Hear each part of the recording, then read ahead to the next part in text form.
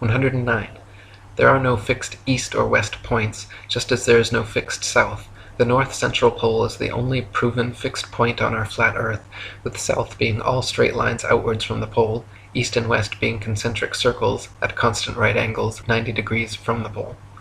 A westerly circumnavigation of Earth is thus going around with Polaris continually on your right, while an easterly circumnavigation is going around with Polaris always at your left.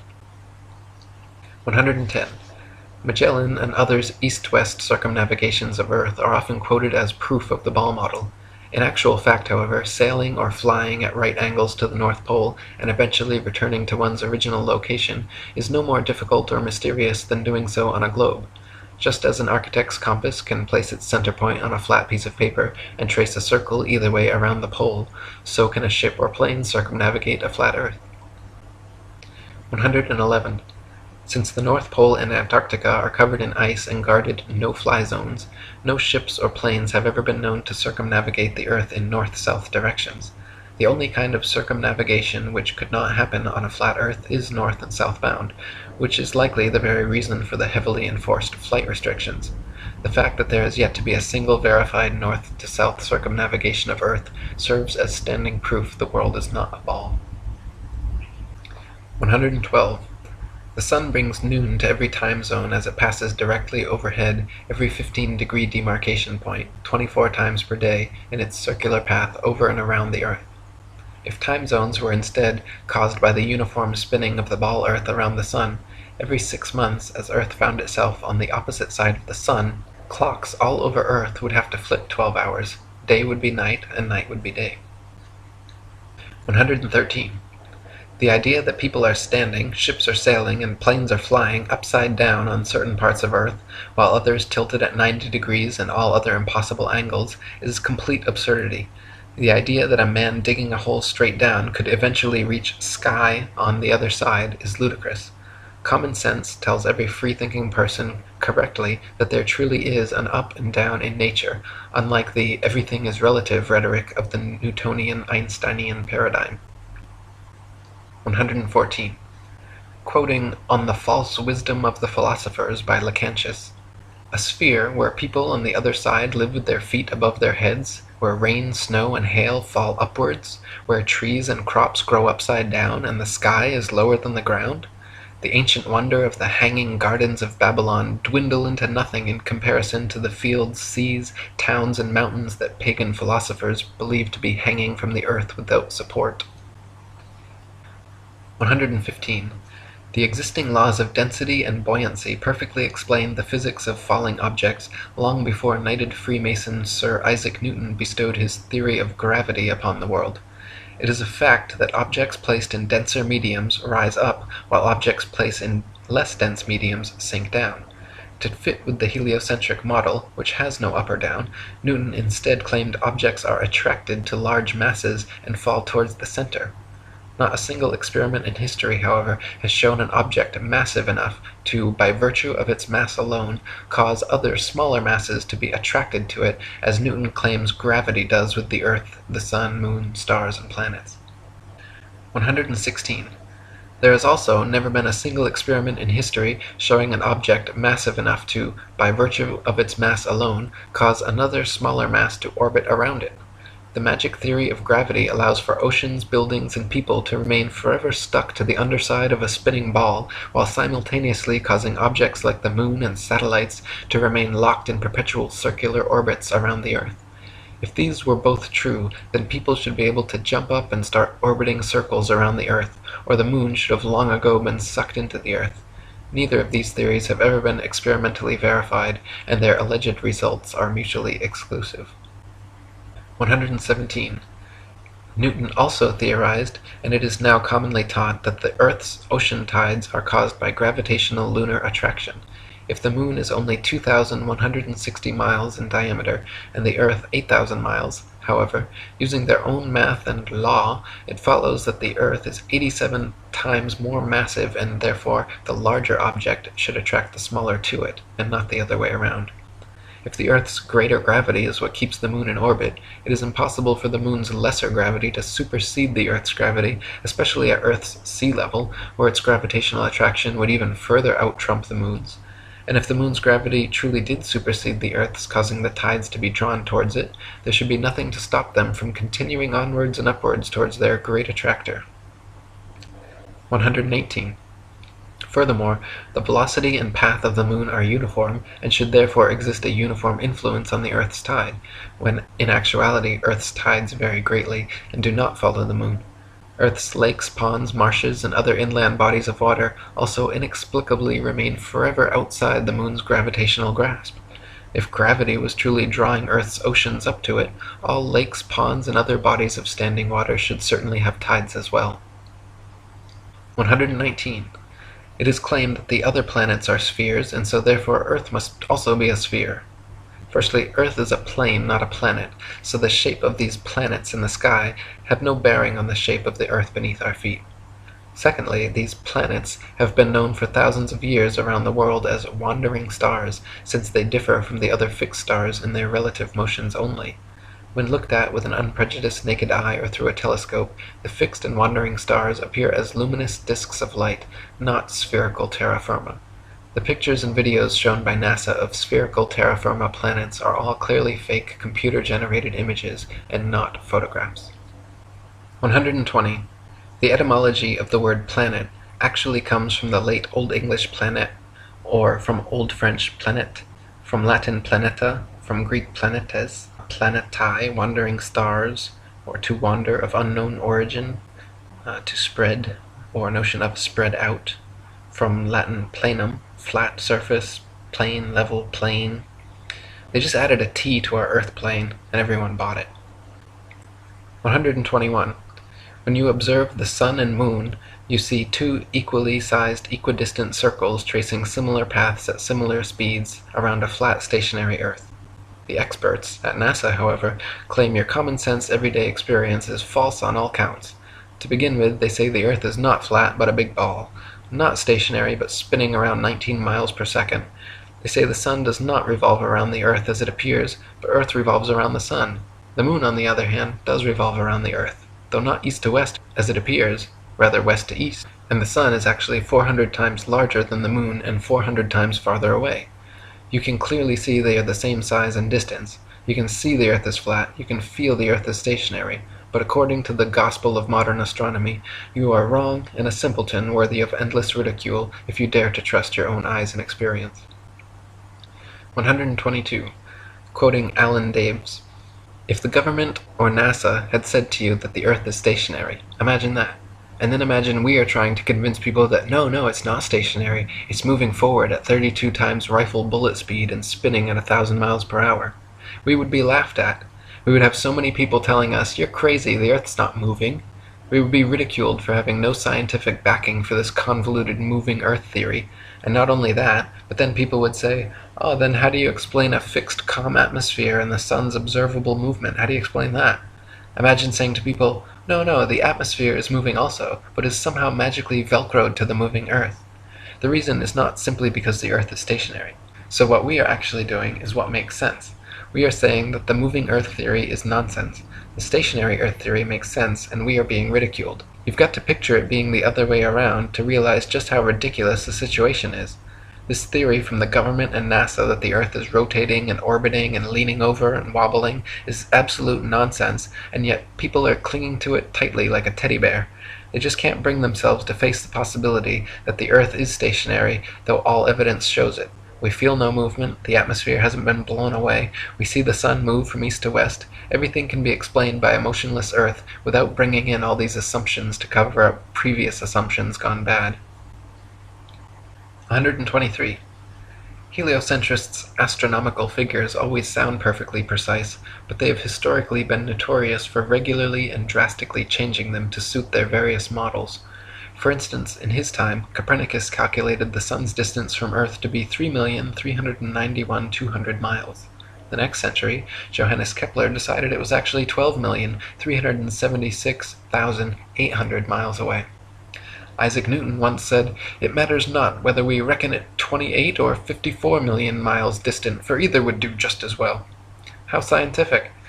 Benjamin Martin calculated between 81 and 82 million miles. Thomas Dilworth claimed 93,726,900 miles. John Hine stated positively 95,298,260 miles. Benjamin Gould said more than 96 million miles, and Christian Mayer thought it was more than 104 million.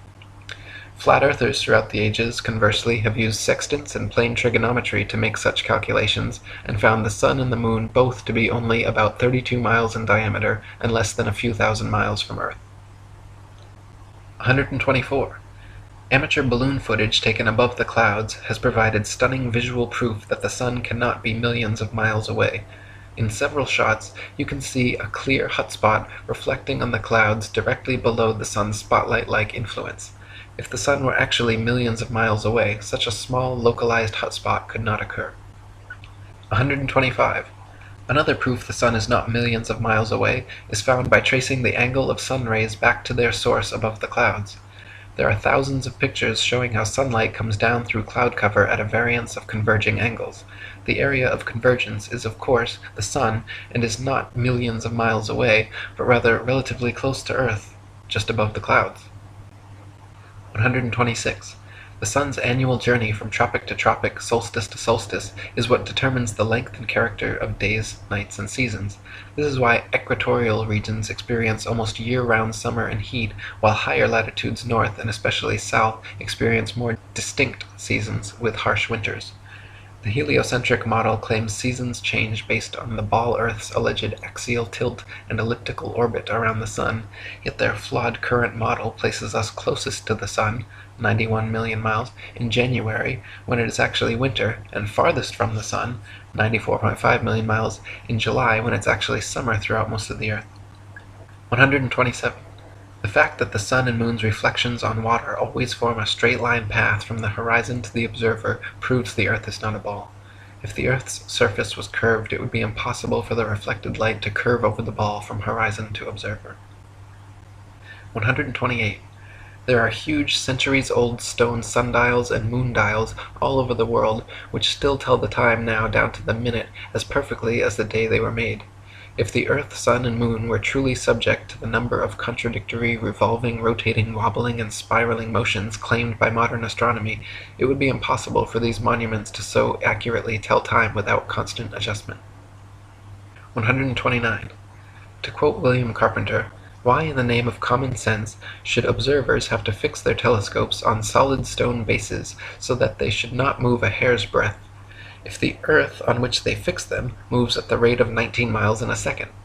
Indeed, to believe that 6,000 million tons is rolling, surging, flying, darting on through space forever, with a velocity compared with which a shot from a cannon is a very slow coach, with such unerring accuracy that a telescope fixed on granite pillars in an observatory will not enable a lynx-eyed astronomer to detect a variation in its onward motion of the thousandth part of a hair's breadth, is to conceive a miracle compared with which all the miracles on record put together would sink into utter insignificance.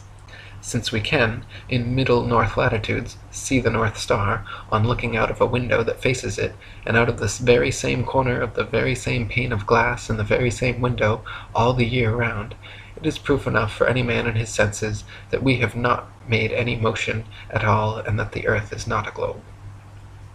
130. From Earth Not a Globe by Samuel Robotham. Take 2 carefully bored metallic tubes, not less than 6 feet in length, and place them 1 yard asunder on the opposite sides of a wooden frame, or a solid block of wood or stone, so adjust them that their centers or axes of vision shall be perfectly parallel to each other. Now direct them to the plane of some notable fixed star a few seconds previous to its meridian time. Let an observer be stationed at each tube, and the moment the star appears in the first tube, let a loud knock or other signal be given, to be repeated by the observer at the second tube when he sees the same star. A distinct period of time will elapse between the signals given. The signals will follow each other in very rapid succession, but still the time between is sufficient to show that the same star is not visible at the same moment by 2 parallel lines of sight when only 1 yard asunder. A slight inclination of the second tube towards the first tube would be required for the star to be seen through both tubes at the same instant. Let the tubes remain in their positions for 6 months, at the end of which time the same observation or experiment will produce the same results. The star will be visible at the same meridian time without the slightest alteration being required in the direction of the tubes, from which it is concluded that if the earth had moved 1 single yard in an orbit through space, there would at least be observed the slight inclination of the tube which the difference in position of 1 yard had previously required. But as no such difference in the direction of the tube is required, the conclusion is unavoidable, that in 6 months a given meridian upon the earth's surface does not move a single yard, and therefore that the earth has not the slightest degree of orbital motion. 131. NASA and modern astronomy maintain that the moon is a solid, spherical, Earth-like habitation which man has actually flown to and set foot on. They claim the moon is a non-luminescent planetoid which receives and reflects all its light from the sun. The reality is, however, that the moon is observably not a solid body.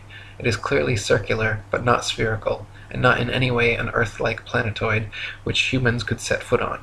In fact, the moon has been proven largely transparent and completely self-luminescent, shining with its own unique light. 132. The sun's light is golden, warm, drying, preservative, and antiseptic, while the moon's light is silver, cool, damp, putrefying, and septic. The sun's rays decrease the combustion of a bonfire, while the moon's rays increase combustion. Plant and animal substances exposed to sunlight quickly dry, shrink, coagulate, and lose the tendency to decompose and putrefy. Grapes and other fruits become solid, partially candied and preserved, like raisins, dates, and prunes.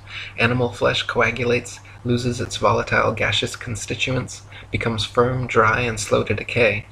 When exposed to moonlight, however, plant and animal substances tend to show symptoms of putrefaction and decay. This proves that sun and moonlight are different, unique, and opposites, as they are in the geocentric flat model. 133. In direct sunlight, a thermometer will read higher than another thermometer placed in the shade, but in full direct moonlight, a thermometer will read lower than another placed in the shade. If the sun's light is collected in a large lens and thrown to a focus point, it can create significant heat, while the moon's light collected similarly creates no heat. In the Lancet Medical Journal from March 14, 1856, particulars are given of several experiments which prove the moon's rays, when concentrated, can actually reduce the temperature upon a thermometer more than 8 degrees. So sunlight and moonlight clearly have altogether different properties. 134. Furthermore, the moon itself cannot physically be both a spherical body and a reflector of the sun's light. Reflectors must be flat or concave for light rays to have any angle of incidence. If a reflector's surface is convex, then every ray of light points in a direct line with the radius perpendicular to the surface, resulting in no reflection. 135. Not only is the moon clearly self-luminescent, shining its own unique light, but it is also largely transparent. When the waxing or waning moon is visible during the day, it is possible to see the blue sky right through the moon.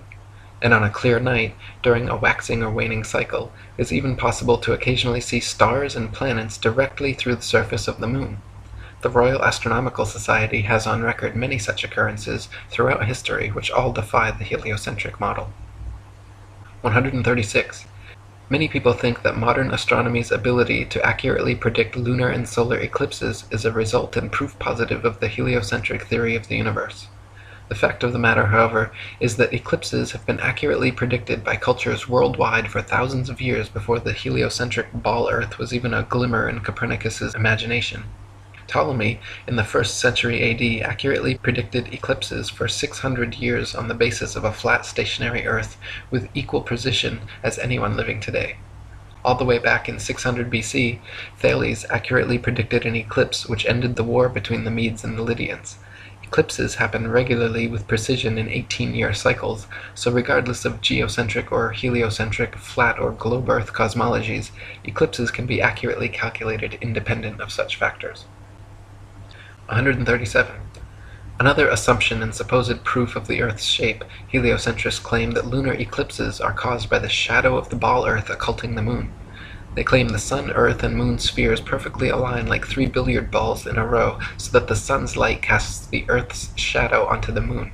Unfortunately for heliocentrists, this explanation is rendered completely invalid due to the fact that lunar eclipses have happened and continue to happen regularly when both the sun and moon are still visible together above the horizon. For the sun's light to be casting Earth's shadow onto the moon, the three bodies must be aligned in a straight 180-degree syzygy, but as early as the time of Pliny, there are records of lunar eclipses happening while both the sun and moon are visible in the sky.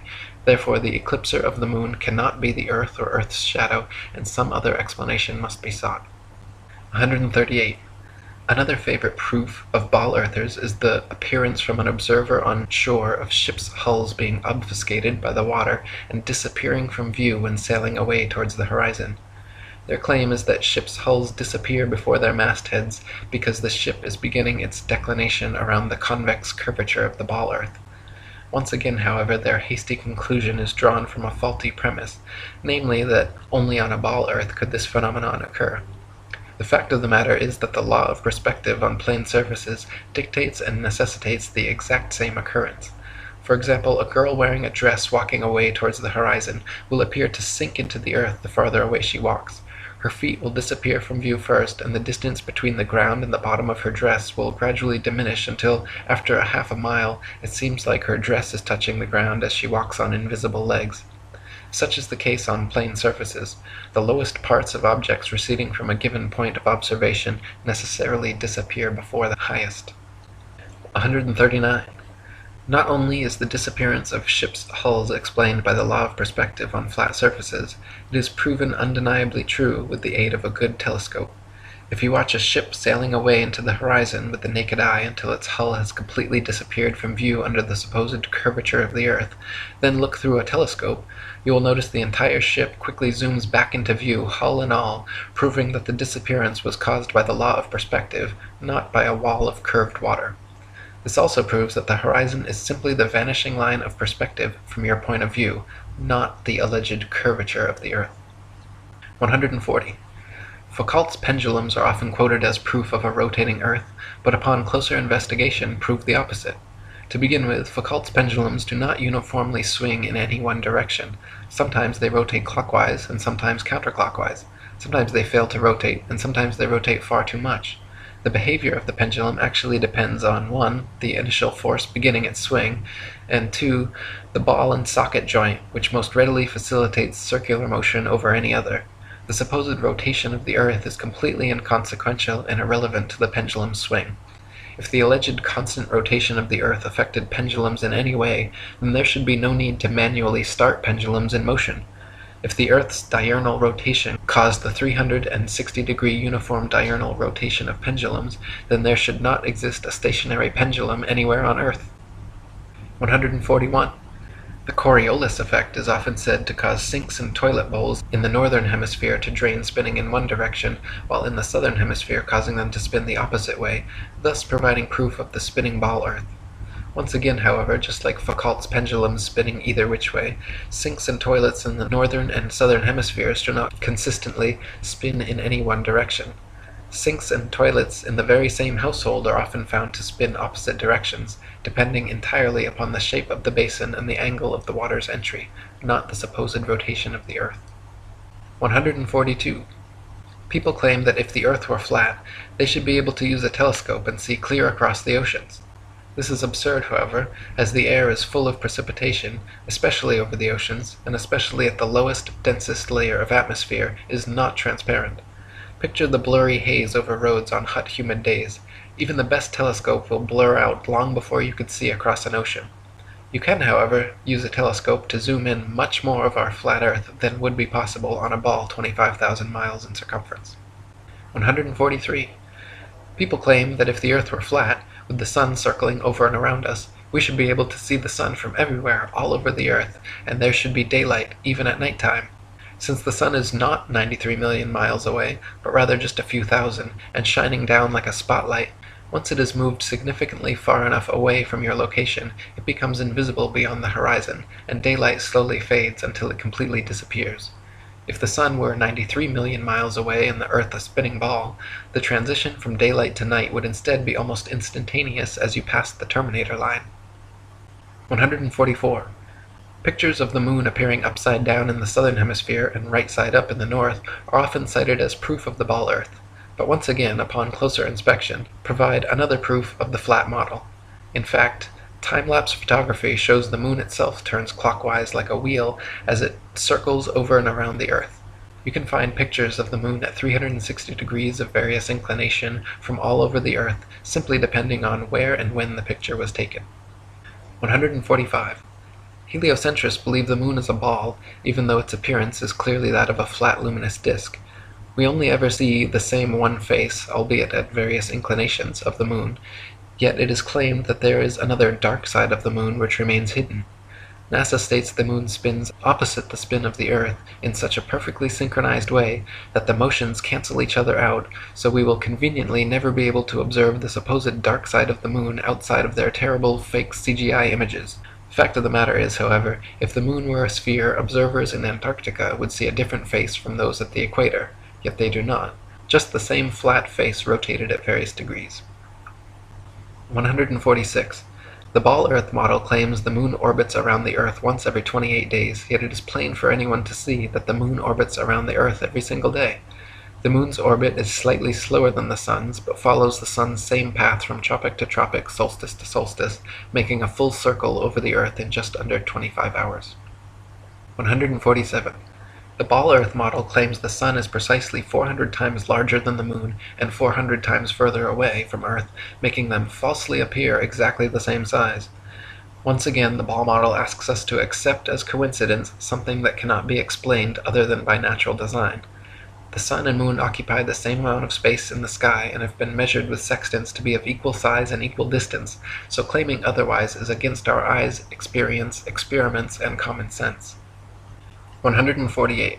Quoting Earth Not a Globe by Samuel Rowbotham, it is found by observation that the stars come to the meridian about 4 minutes earlier every 24 hours than the sun, taking the solar time as the standard. This makes 120 minutes every 30 days and 24 hours in the year, hence all the constellations have passed before or in advance of the sun at that time. This is the simple fact as observed in nature, but the theory of rotundity and motion on axes and in an orbit has no place for it. Visible truth must be ignored because this theory stands in the way and prevents its votaries from understanding it. 149. Throughout thousands of years, the same constellations have remained fixed in their same patterns without moving out of position whatsoever. If the Earth were a big ball spinning around a bigger sun, spinning around a bigger galaxy, shooting off from the biggest bang, as NASA claims, it is impossible that the constellations would remain so fixed. Based on their model, we should, in fact, have an entirely different night sky every single night and never repeat exactly the same star pattern twice. 150. If Earth were a spinning ball, it would be impossible to photograph star trail time-lapses turning perfect circles around Polaris anywhere but the North Pole. At all other vantage points, the stars would be seen to travel more or less horizontally across the observer's horizon due to the alleged 1,000-mile-per-hour motion beneath their feet. In reality, however, Polaris's surrounding stars can always be photographed turning perfect circles around the central star all the way down to the Tropic of Capricorn. 151. If Earth were a spinning ball revolving around the sun, it would actually be impossible for star trail photos to show perfect circles even at the North Pole. Since the Earth is also allegedly moving 67,000 miles per hour around the sun moving 500,000 miles per hour around the Milky Way, and the entire galaxy going 67 million miles per hour, these four contradictory motions would make star trail time-lapses all show irregular curved lines. 152. In 2003, 3 university geography professors collaborated in an experiment to prove that the state of Kansas is indeed actually flatter than a pancake. Using topographical geodetic surveys covering over 80,000 square miles, it was determined that Kansas has a flatness ratio of 0.9997 over the entire state, while the average pancake, precisely measured using a confocal laser microscope, comes in at 0.957, making Kansas thereby literally flatter than a pancake. 153. Quoting Reverend Thomas Milner's Atlas of Physical Geography, we find that vast areas exhibit a perfectly dead level, scarcely a rise existing through 1,500 miles from the Carpathians to the Urals. South of the Baltic, the country is so flat that a prevailing north wind will drive the waters of the Stettiner Half into the mouth of the Oder and give the river a backwards flow 30 or 40 miles. The plains of Venezuela and New Granada in South America, chiefly on the left of the Orinoco, are termed llanos, or level fields. Often, in the space of 270 square miles, the surface does not vary a single foot. The Amazon only falls 12 feet in the last 700 miles of its course. The La Plata has only a descent of 1/33 of an inch per mile. 154. The Felix Baumgartner Red Bull Dive outside camera shows the same amount of curvature of Earth from surface level to jump height, proving it to be a deceiving fish-eyed wide-angle lens, while the inside regular camera shows a perfectly flat horizon eye level at 128,000 feet, which is only consistent with a flat plane. 155. Some people claim to have seen the curvature of the Earth out their airplane windows.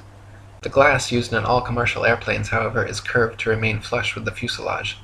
This creates a slight effect mixed with the confirmation bias people mistake for being the alleged curvature of the Earth. In actuality, the fact that you see the horizon at eye level at 35,000 feet out both port and starboard windows proves the Earth is flat. If the Earth were a ball, no matter how big, the horizon would stay exactly where it was, and you would have to look down further and further to see the horizon at all. Looking straight out the window at 35,000 feet, you should see nothing but outer space from the port and starboard windows, as the Earth and horizon are supposed to be below you. If they are visible at eye level outside both windows, it's because the Earth is flat. 156. People also claim to see curvature in GoPro or other high-altitude camera footage of the horizon. While it is true that the horizon often appears convex in such footage, it just as often appears concave or flat depending on the tilt and movement of the camera. The effect is simply a distortion due to wide-angle lenses. In lens-corrected and footage taken without wide-angle technology, all amateur high-altitude horizon shots appear perfectly flat. 157. If gravity magically dragged the atmosphere along with the spinning ball Earth, that would mean the atmosphere near the equator would be spinning at over 1,000 miles per hour.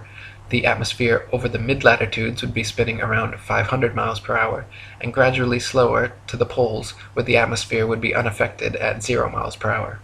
In reality, however, the atmosphere at every point on Earth is equally unaffected by this alleged force, as it has never been measured or calculated and proven non-existent by the ability of airplanes to fly unabated in any direction without experiencing any such atmospheric changes. 158. If gravity magically dragged the atmosphere along with the spinning ball Earth, that would mean the higher the altitude, the faster the spinning atmosphere would have to be turning around the center of rotation. In reality, however, if this were happening, then rain and fireworks would behave entirely differently as they fell down through progressively slower and slower spinning atmosphere. Hot air balloons would also be forced steadily faster eastwards as they ascended through the ever-increasing atmospheric speeds. 159. If there were progressively faster and faster spinning atmosphere the higher the altitude, that would mean it would have to abruptly end at some key altitude where the fastest layer of gravitized spinning atmosphere meets the supposed non-gravitized, non-spinning, non-atmosphere of infinite vacuum space. NASA has never even mentioned what altitude this impossible feat allegedly happens, but it is easily philosophically refuted by the simple fact that vacuums cannot exist connected to non-vacuums while maintaining the properties of a vacuum. Not to mention, the effect such a transition would have on a rocket spaceship would be disastrous. 160. It is impossible for rockets or any type of jet propulsion engines to work in the alleged non-atmosphere of vacuum space, because without air or atmosphere to push against, there is nothing to propel the vehicle forwards. Instead, the rockets and shuttles would be sent spinning around their own axis uncontrollably in all directions like a gyroscope. It would be impossible to fly to the moon or go in any direction whatsoever, especially if gravity were real and constantly sucking you towards the closest, densest body. 161. If Earth were really a ball, there would be no reason to use rockets for flying into outer space anyway, because simply flying an airplane straight at any altitude for long enough should and would send you off into outer space. To prevent their airplanes from flying tangent to the ball Earth, pilots would have to constantly course correct downwards, or else within just a few hours, the average commercial airliner traveling 500 miles per hour would find themselves lost in outer space.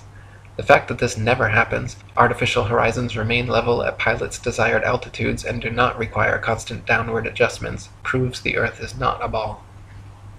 162. All NASA and other space agencies' rocket launches never go straight up. Every rocket forms a parabolic curve, peaks out, and inevitably starts falling back to Earth. The rockets which are declared successful are those few which don't explode or start falling too soon, but make it out of range of spectator view before crashing down into restricted waters and recovered. There is no magic altitude where rockets or anything else can simply go up, up, up, and then suddenly just start free-floating in space. This is all a science fiction illusion created by wires, green screens, dark pools, some permed hair, and zero-G planes. 163. NASA and other space agencies have been caught time and again with air bubbles forming and floating off in their official outer space footage. Astronauts have also been caught using scuba space gear, kicking their legs to move, and astronaut Luca Parmitano even almost drowned when water started filling up his helmet while allegedly on a spacewalk. It is admitted that astronauts train for their spacewalks in underwater training facilities like NASA's Neutral Buoyancy Lab, but what is obvious from their space bubbles and other blunders is that all official spacewalk footage is also fake and filmed underwater. 164. Analysis of many interior videos from the International Space Station have shown the use of camera tricks such as green screens, harnesses, and even wildly permed hair to achieve a zero-gravity type effect. Footage of the astronauts seemingly floating in the zero gravity of their space station is indistinguishable from Vomit Comet zero-G airplane footage. By flying parabolic maneuvers, this zero-G floating effect can be achieved over and over again, then edited together. For longer uncut shots, NASA has been caught using simple wires and green screen technology. 165. NASA claims one can observe the International Space Station pass by overhead, proving its existence. Yet analysis of the ISS seen through zoom cameras proves it to be some type of hologram or drone, not a physical floating space base.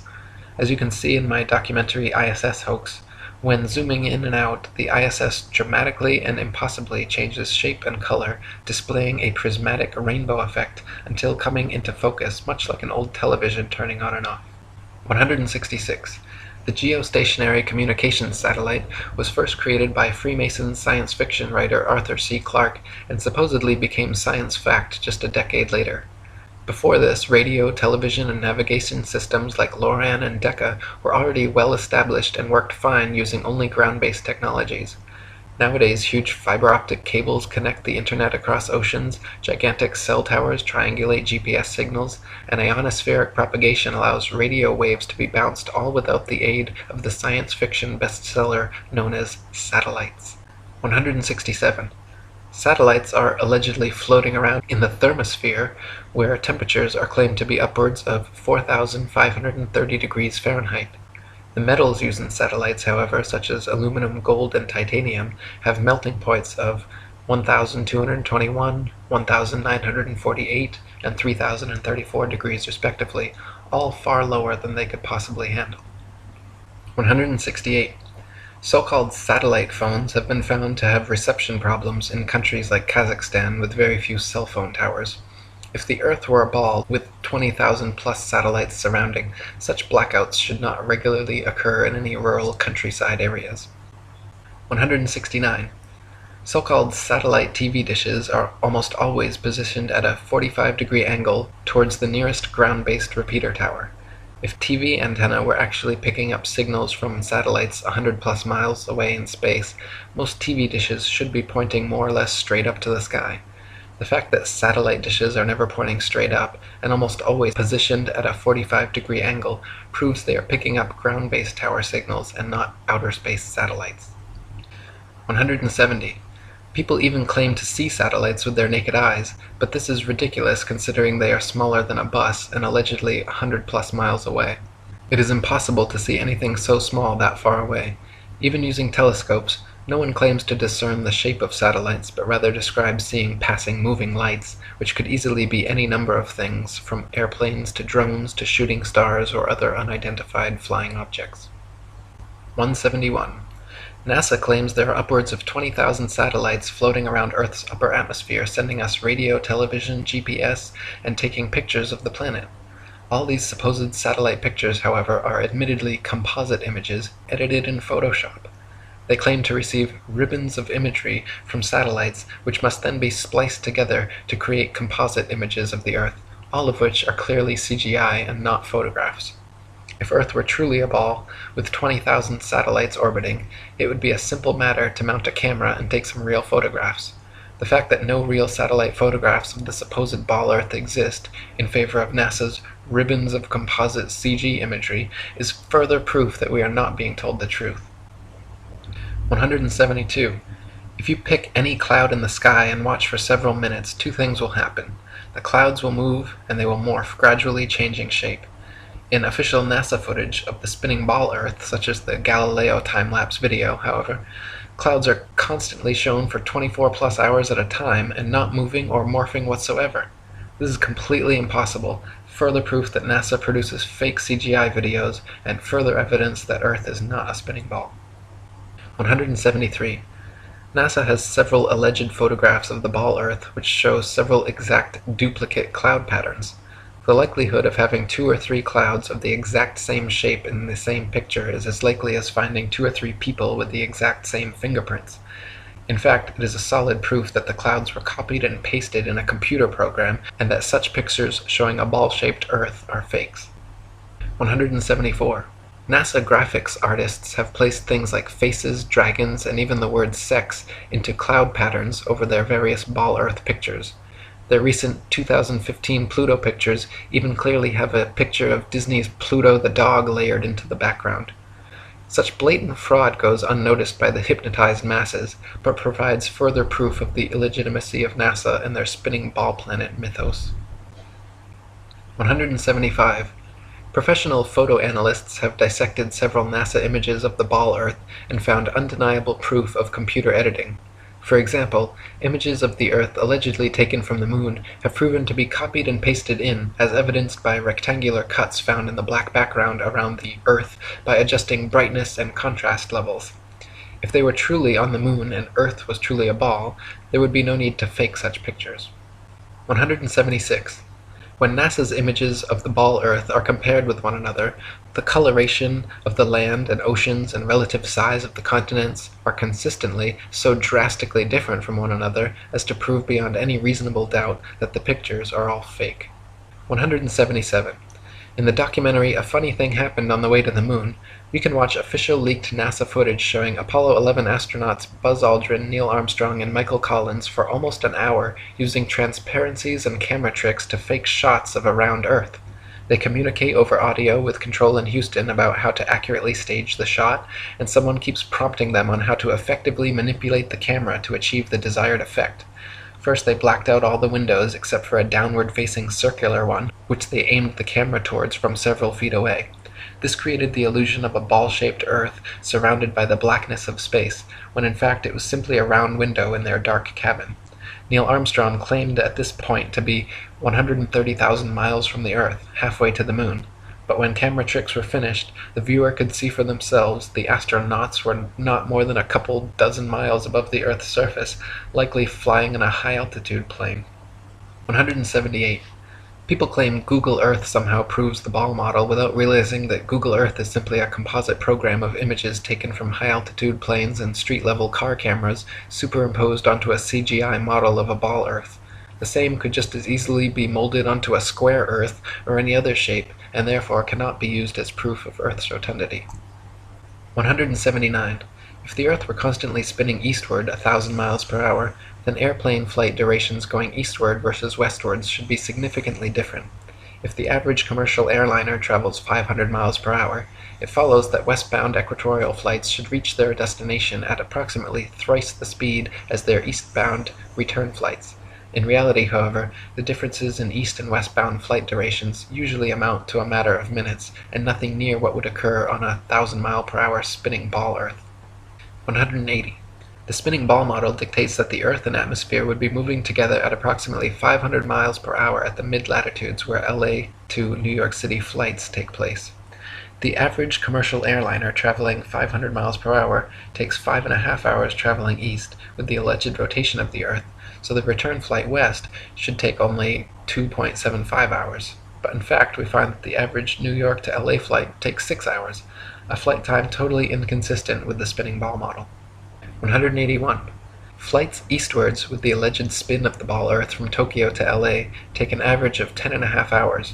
Therefore, the return flights westwards against the alleged spin should take an average of 5.25 hours, but in actual fact take an average of 11.5 hours, another flight time totally inconsistent with the spinning ball model. 182. Flights eastward with the alleged spin of the ball Earth from New York to London take an average of 7 hours.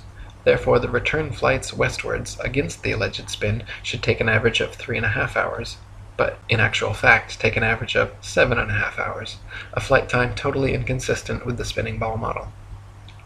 183.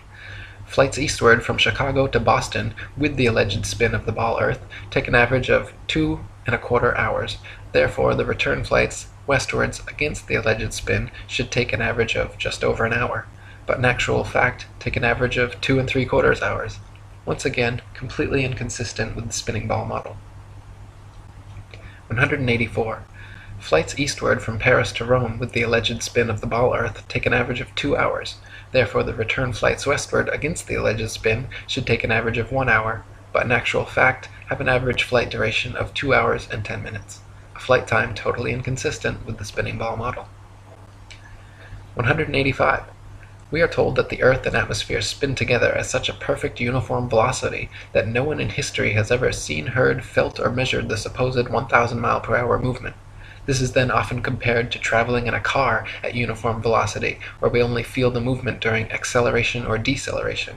In reality, however, even with eyes closed, windows up, over smooth tar in a luxury car at a mere uniform 50 miles per hour, the movement absolutely can be felt. At 20 times this speed, Earth's imaginary 1,000 mile per hour spin would most certainly be noticeable, felt, seen, and heard by all. 186. People sensitive to motion sickness feel distinct unease and physical discomfort from motion as slight as an elevator or train ride.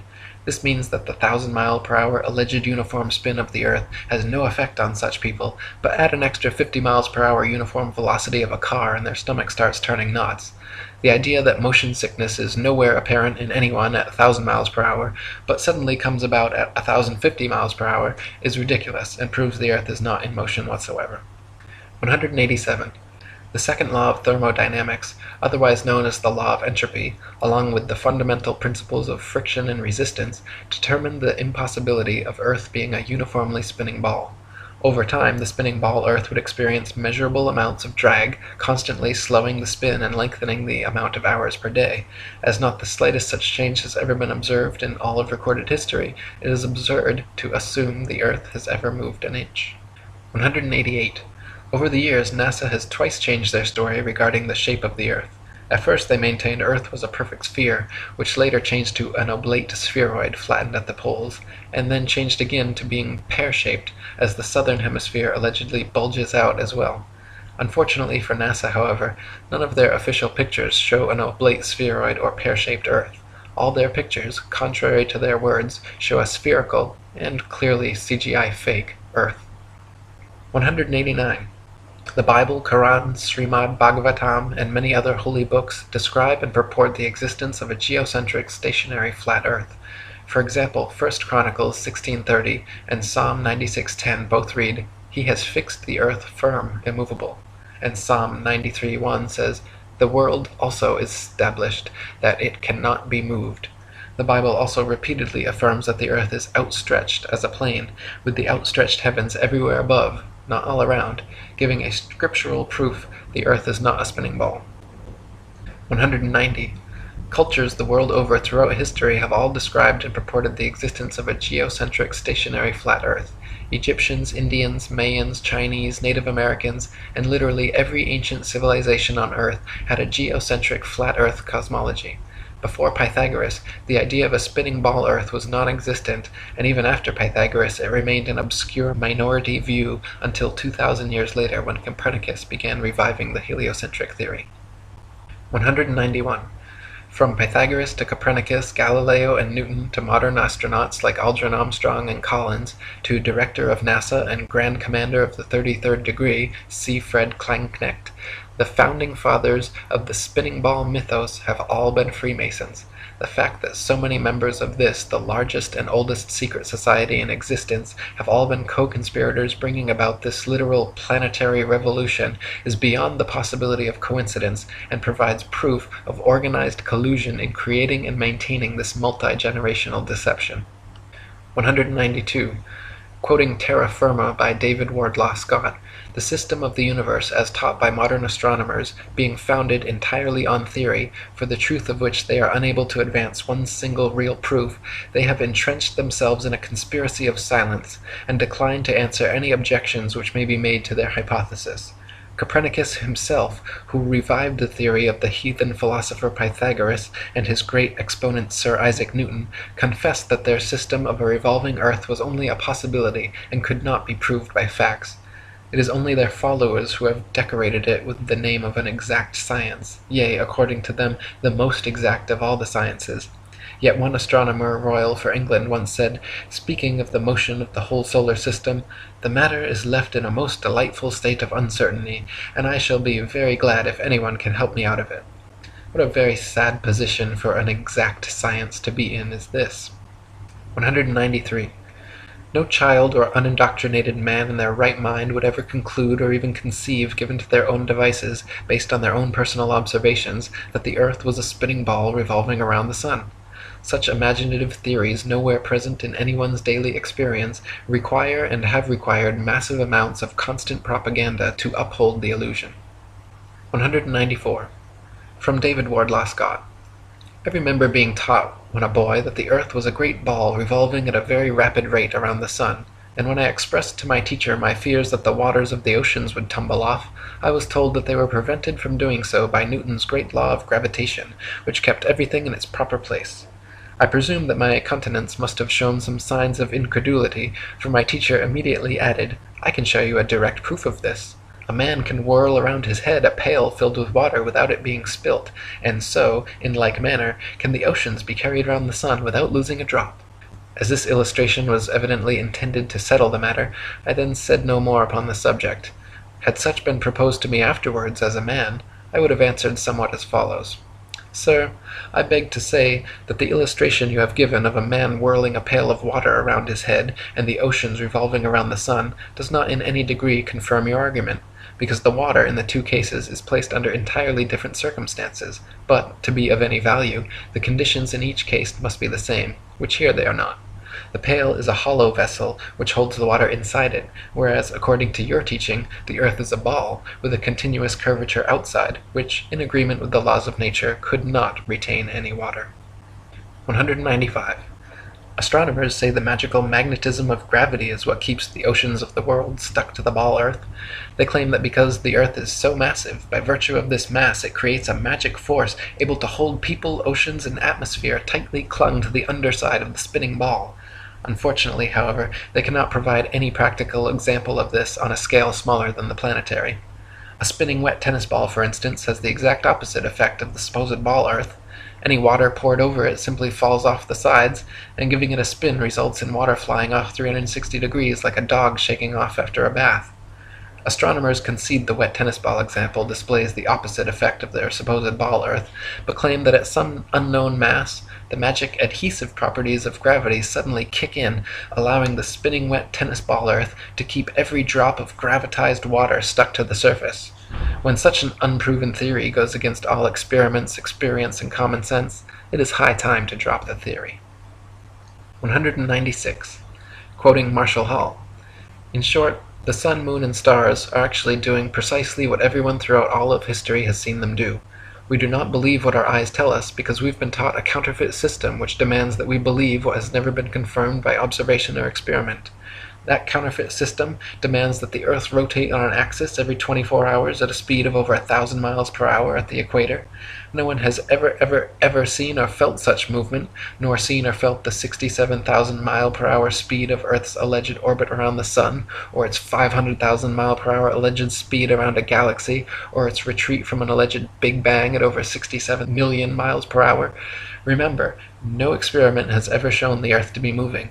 Add to that the fact that the alleged rotational speed we've all been taught as scientific fact must decrease every inch or mile one goes north or south of the equator, and it becomes readily apparent that such things as accurate aerial bombing in World War II down a chimney from 25,000 feet with a plane going any direction at high speed would have been impossible if calculated on an Earth moving below at several hundred miles per hour and constantly changing with the latitude. 197. Some people claim there is no motive for such a grand-scale deception, and that flat or ball makes no difference. By removing Earth from the motionless center of the universe, these Masons have moved us physically and metaphysically from a place of supreme importance to one of complete nihilistic indifference. If the Earth is the center of the universe, then the ideas of God, creation, and a purpose for human existence are resplendent. But if the Earth is just one of billions of planets revolving around billions of stars in billions of galaxies, then the ideas of God, creation, and a specific purpose for Earth and human existence become highly implausible. By surreptitiously indoctrinating us into their scientific materialist sun worship, not only do we lose faith in anything beyond the material, we gain absolute faith in materiality, superficiality, status, selfishness, hedonism, and consumerism. If there's no God and everyone's just an accident, then all that really matters is me, me, me.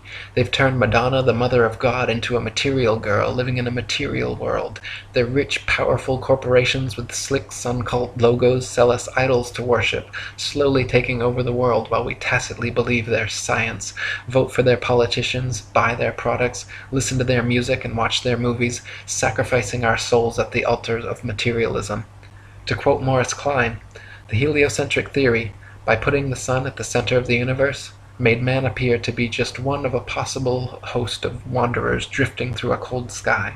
It seemed less likely that he was born to live gloriously and to attain paradise upon his death. Less likely, too, was it that he was the object of God's ministrations. 198. Some say that the idea of an intergenerational worldwide conspiracy to delude the masses sounds implausible or unrealistic. But these people need only familiarize themselves with the works and writings of Freemasons themselves, for example John Robison, who exposed this in his 1798 book, Proofs of a Conspiracy Against All the Religions and Governments of Europe, carried out in the secret meetings of the Freemasons, Illuminati, and reading societies. Supreme Commander of the 33rd Degree Albert Pike was quite forthcoming in several letters regarding the Masons' ultimate goal of world domination, and the Zionist Protocols of the Learned Elders of Zion, the exact plan by which this would be and has been carried out, is completely disclosed. 199. From Foundations of Many Generations by E. Eschini. The only thing the fable of the revolving earth has done, it has shown the terrible power of a lie. A lie has the power to make a man a mental slave, so that he dares not back the evidence of his own senses. To deny the plain and obvious movement of the sun he sees before him, when he feels himself standing on an earth utterly devoid of motion, at the suggestion of someone else, he's prepared to accept that he's spinning furiously around. When he sees a bird flying and gaining over the ground, he's prepared to believe that the ground is really traveling a great number of times faster than the bird. Finally, in order to uphold the imagination of a madman, he is prepared to accuse his Maker of forming for him a sensiferous lie. 200. Finally, from Dr. Robotham. Thus we see that this Newtonian philosophy is devoid of consistency. Its details are the result of an entire violation of the laws of legitimate reasoning, and all its premises are assumed. It is, in fact, nothing more than an assumption upon assumption, and the conclusions derived therefrom willfully considered as things proved, and to be employed as truths to substantiate the first and fundamental assumptions. Such a juggle and jumble of fancies and falsehoods, extended and intensified as in theoretical astronomy, is calculated to make the unprejudiced inquirer revolt with horror from the terrible conjuration which has been practised upon him, to sternly resolve to resist its further progress, to endeavour to overthrow the entire edifice, and to bury in its ruins the false honours which have been associated with its fabricators, and which still attach to its devotees. For the learning, the patience, the perseverance, and devotion for which they have ever been examples, honour and applause need not be withheld; but their false reasoning, the advantages they have taken of the general ignorance of mankind in respect to astronomical subjects, and the unfounded theories they have advanced and defended, cannot be otherwise than regretted, and ought to be by every means possible uprooted. For more information about our flat Earth, read The Flat Earth Conspiracy by Eric Dubay, and visit atlanteanconspiracy.com and ifers.boards.net.